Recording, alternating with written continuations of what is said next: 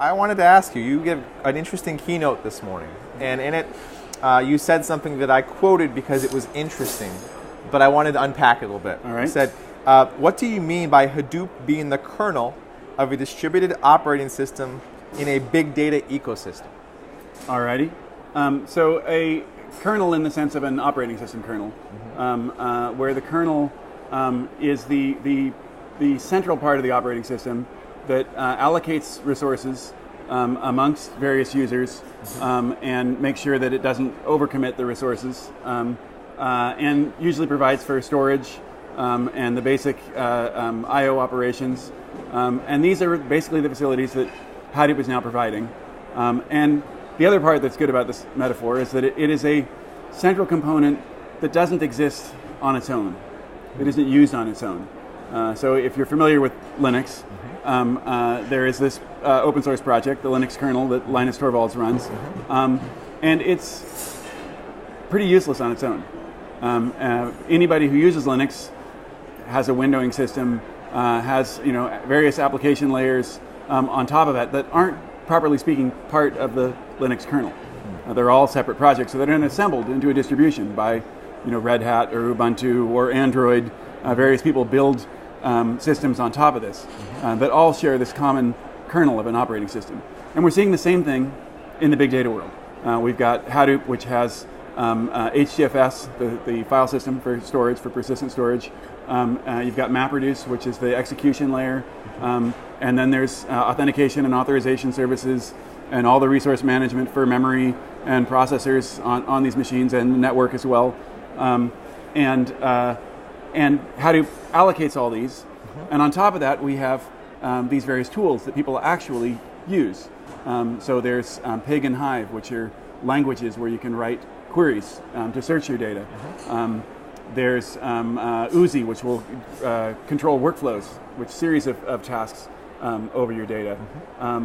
There's HBase, which is an online key value store, which keeps its data in HDFS running in this world. There's Scoop for importing data back and forth between relational databases and Hadoop. What else can I think of?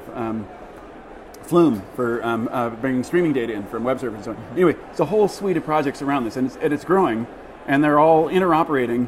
And the thing that they have in common is this kernel that they all build on top of and share, and that gives them the foundation that in some sense lets them all exist. All right, that cut through it very nicely for me, so thank you. I think there are probably lots of other people out there who wanted that kind of explanation of what's happening and trying to understand how these pieces fit together. And it seems pretty clear that Hadoop has become a foundational piece in that context. Yes. And if you're talking about a kernel with an operating system, that really is a good metaphor. Yeah. And as with Linux, people talk about Hadoop, and they mean more than the Hadoop project.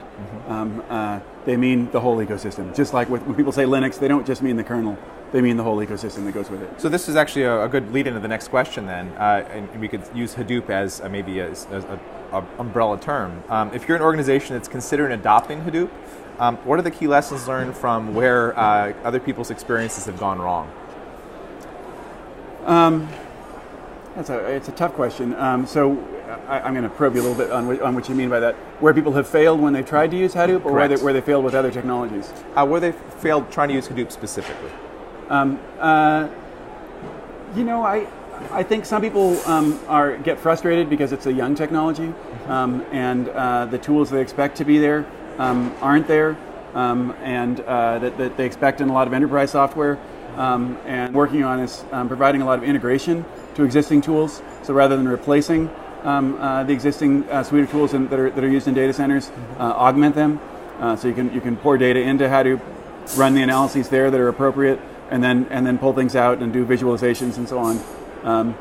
So I think people's expectations can be a little off. Oftentimes people will have problems that really don't require that much data. They don't require, Hadoop's like a freight train for data. And if you don't have that much data, it's kind of silly to use a freight train. And it's wasteful. And so people they need to realize what is it good for and what is it not good for. And it's not out and out replacing all these existing technologies. Mostly it's enabling people to tackle problems that they couldn't tackle before. So it sounds like the pain point, if there is one, is understanding what the tool is really for and what down the road in implementation, not so much with the technology itself. Is that? Yeah, I think that's fair. I think it's an education issue. It's a new technology. Most professionals are accustomed to the tools they know, and learning new tools takes some time, and getting up to speed and what they're capable of, what their appropriate, what the appropriate uses are for them. And so we're seeing that growing. I mean, events like this, people are learning what it's good for and what it's not. So last question.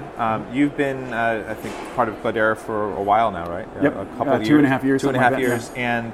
And this is, here we are in 2012. Quite a bit has changed in this space very quickly. What's the most important thing you've learned about big data over the course of your career in this particular context? Certainly in the course of my involvement with the Hadoop technology, I've learned just how generally applicable it is. And I got started in this because I was interested in web search, and that's how Google developed a lot of this because of that, and Yahoo as well got involved in this. And then I think we all learned that there's a whole suite of problems which are amenable to the same class of solutions. And so that's been really a surprise, but a pleasant one. And we're seeing events here where people from all kinds of industries are finding that this it's useful. Medicine, petrochemicals, all kinds of stuff. Yeah, we had a great talk, I think, on guns, oil, and crime this morning. That was Mike. Yeah. Yeah, that also from Cloudera. So interesting to see the different applications. And thank you for joining us today. You're very welcome.